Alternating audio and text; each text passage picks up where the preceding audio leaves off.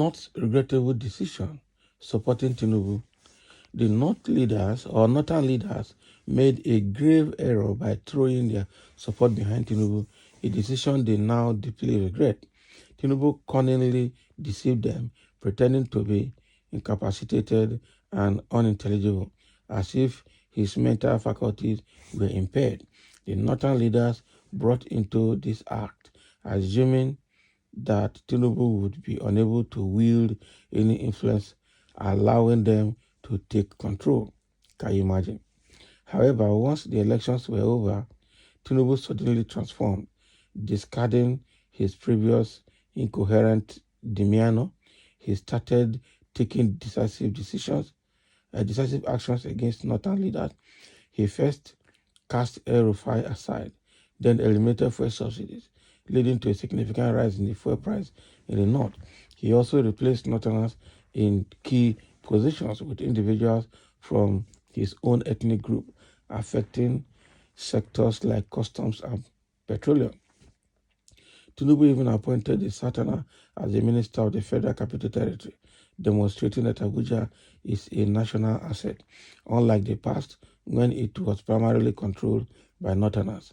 Strikingly, Tinubu's decision diverged from his stance in Lagos, where he retained control for the Yoruba communities. In essence, Lagos is considered Yoruba territory, while Abuja is seen as a neutral ground. Tinubu not only appointed a Sultana, but also selected an individual perceived as unconventional, a madman who recently seized and destroyed over 500 motorcycles primarily owned by Northerners. Furthermore, another Yoruba figure closely aligned with Tinubu openly advocated for Nigeria's restructuring, echoing sentiments similar to Nnamdi Kanu, the prominent secessionist leader currently in custody.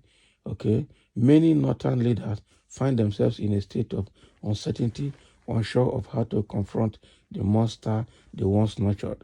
But that is now turning against them. Their last hope appears to be the tribunal as they seek a way out of their predicament. So who is writing this? That the North is now regretting ever supporting Tinubu.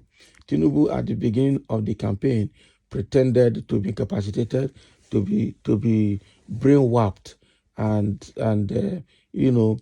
so they not believe that Tinubu is somebody they will be able to control, that they will be able to manipulate when he finally gets to power.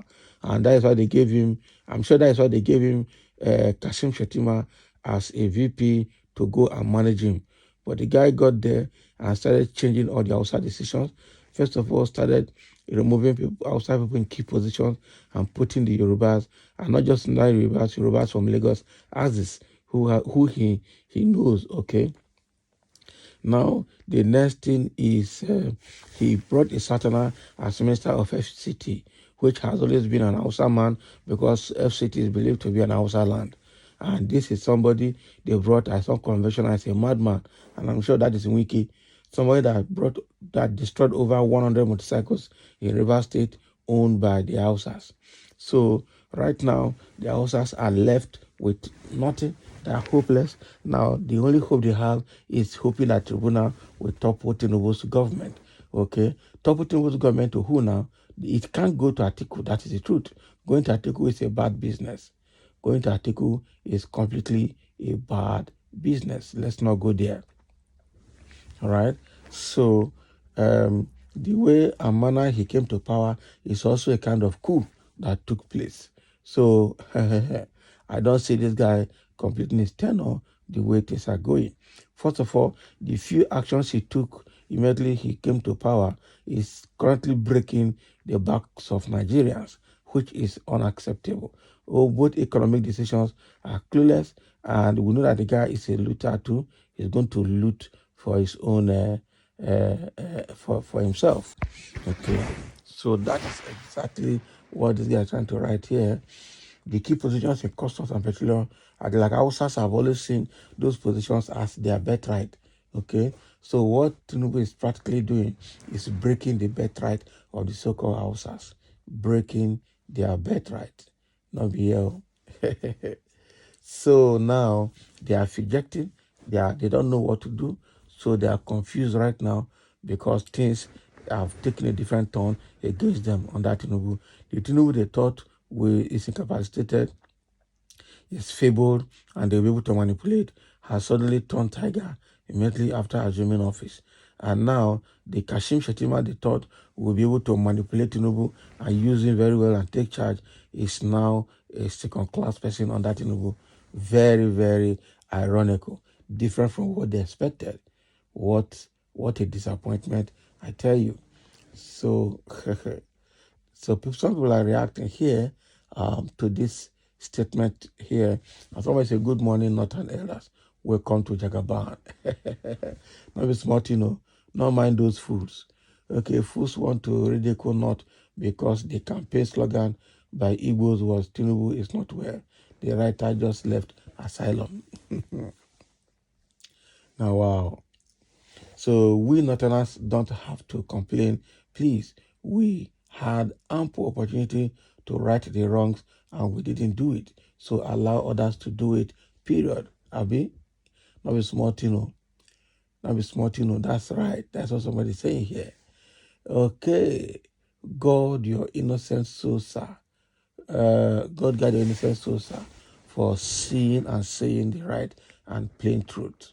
Okay, they must not dare say anything. Okay, there is nothing bad in Tinubu doing. Can you imagine somebody what Tinubu is doing, Abi? He must trust his loyal friends than enemies. It is no more news that some of them are not uh, hiding their game plan against Tinubu, but Almighty God is best decider. Okay, you ought to tolerate him because he supported Buhari during his own terms. For peace to reign, you must give Tinubu maximum support. Okay, let him do the needful because already military is on the way. See your English. Why not use your local language, Abi? Notwithstanding, who do you say is doing the right thing? A confused criminal and certificate forger? Abi? God is the final say. Tinubu has a lot of things on his head to be a president. I say the truth. What did your brother Buhari do when he was there? He appointed all his brothers to key positions upon the shouting. Upon the shouting, he did not change them. So you people have not seen anything. You should have thanked Tinubu for still looking at you people's face. No more born to rule. Now one score line. So make them novice. Can you imagine? Bubu slept half of his tenure, okay, ruling via special assistant. That is true. That is true. He brought so many things, cabal, very serious cabal to Abuja, and it was actually a very terrible one. It was a terrible one. If not that Tinubu is a very selfish person to a very large extent, with all the baggages in his head, he is actually the right person to deal with, to balance the issue in the north. Because they not thought that they are born to rule, they are the owner of Nigeria. And they were saying it, people like Erufai, they were talking arrogantly. Okay, it's just that Tinubu on his own has his own baggages that is undemocratic. If not what?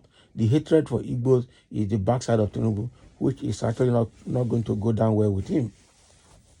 If not for his hatred for the Igbos and his corrupt tendencies, he is actually the right Southerner that can deal with the North squarely and balance the belief, okay, of who owns Nigeria. So thank you for listening and let's have a comment.